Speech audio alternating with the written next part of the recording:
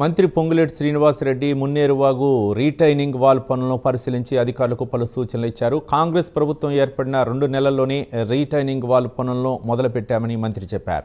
Retaining wall నిర్మాణంలో స్థలాలు పోతున్న వారికి పరిహారం ఇస్తామని మంత్రి అన్నారు.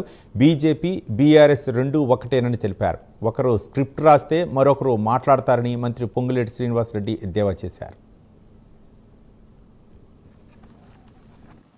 దీనికి ఉన్న ప్రయారిటీ, దీనికి ఉన్న ఇంపార్టెన్స్ని ఈ ప్రభుత్వం గ్రహించి పక్కడబందీగా దీన్ని వీలైనంత తొందరలో పూర్తి చేయాలని గౌరవ ముఖ్యమంత్రి గారి ఆదేశానుసారం, సూచనలనుసారం స్థానికంగా వచ్చే నీరు కూడా ఎక్కడ అబ్స్ట్రక్షన్ కలిగి ఈ స్థానికంగా మళ్ళీ ఒక స్లమ్ లాగా ఏర్పడొద్దని దానికి తగ్గ డిజైన్లు అన్నీ కూడా కంప్లీట్ అయ్యాయి.